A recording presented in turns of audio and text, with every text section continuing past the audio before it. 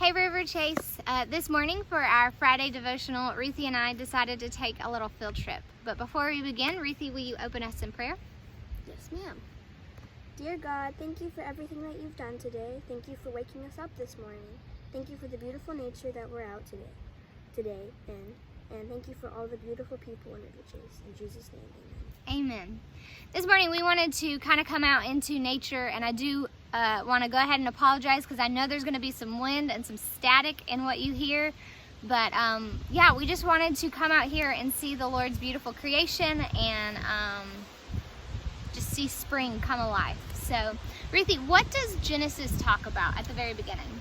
Well, Genesis says that God created the animals and the heavens and all of that beautifulness, all the trees, and it says that if you are lost and you cannot find God, to go out into nature, the trees and all that beautifulness, and you'll find Him. Exactly. So when we feel lost, or when we don't feel like we can find the Lord, or maybe we feel like He isn't speaking to us, we can come outside and we can see the intricate workings of the trees and how the trees mold together and how the leaves are all similar but different, and we can see that God so intimately created this world for us, and then He intimately created us in a completely different way, where He formed us with His hands and He blew breath into our lives.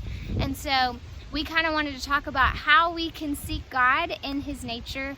And so will you please join us? We're going to be moving around a little bit today, and you're going to see different parts of our little hike. So come on. So while coming into creation is so important so that we can reorient ourselves around the Lord, so that we don't allow the world to distract us, we can look to 1 Timothy 4, and where it says, "Rather train yourselves for godliness. For while bodily training is of some value, godliness is of value in every way, as it holds promise for the present life and for the life to come.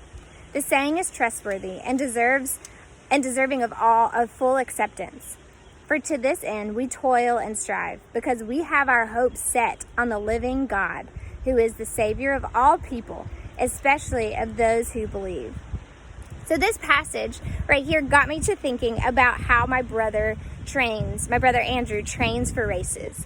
He will actually come out to a place like this, and he will run the trails like this one right here in order to prepare himself for a race that is supposed to be meant for one of those trails. So he will actually put on a weighted vest, which is like 45 pounds or something like that, and he will run up these gigantic trails. I know this one's not really gigantic, but he will run up these trails in order to diligently discipline his body, so that when the race actually happens and he doesn't wear the vest, he feels lighter and is more readily able to run up those hills. And our spiritual life is so much more important than this. Yes, we should take care of our bodies, and I definitely commend Andrew for doing that, and I should definitely take care of my body more than I do. But our spiritual life is so much more important, because it is the thing that gives us life today and life in eternity. So Ruthie and I are going to kind of walk a little bit more, and then we're going to talk about how we can discipline ourselves in the Lord. So Ruthie, we've talked about how Andrew prepares himself for races by putting on a weighted vest, by eating what he needs to eat. He drinks tons of water. So what are some ways that we as Christians who want to run this race with endurance with the Lord, who want to fix our eyes solely on Him, how do we prepare our spiritual lives for that? Well, some of the best things that you can do is pray, read the Bible, surround yourself with other Christians that will point you towards Him, and of course, definitely put on the full armor of the Lord. Exactly. So just like somebody who wants to train their body puts on a full weighted vest, we can put on the full armor of God, but we never have to take it off, because it's not going to weigh us down. It's not going to burden us like a weighted vest would. It is only going to lift us up. And one more thing that we can do, which is what Ruthie and I are doing today and that you are joining us on, is surrounding yourselves by nature, seeing the Lord in His beautiful creation, not only outdoors but also in His people. You know, seeing the light of Christ in Ruthie's eyes and her laugh is just a beautiful way to see the Lord. So, yeah, we have one more thing that we want to talk to you about. So we're going to head on over and do that and talk about that with you. So Ruthie, we have one more thing to discuss during our field trip. That sometimes when you go on a hike, your water bottle runs out of water, which is absolutely terrible when you're very hot. And sometimes you're walking by and only see a small stream of water, like this one right here, which isn't very helpful. So Ruthie, what do we do in these times with the Lord when we don't feel like our cup is filled, when we feel like we are starting to get dehydrated in the Lord?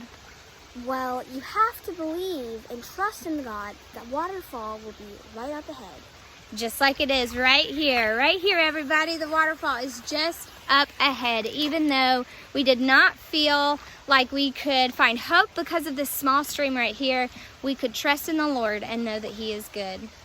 Ruthie, thank you so much for joining us on our field trip today. River Chase, we love you. We miss you. We cannot wait to see you again. And we hope that today our little hike was a little blessing to you, and that hopefully all our moving around was not too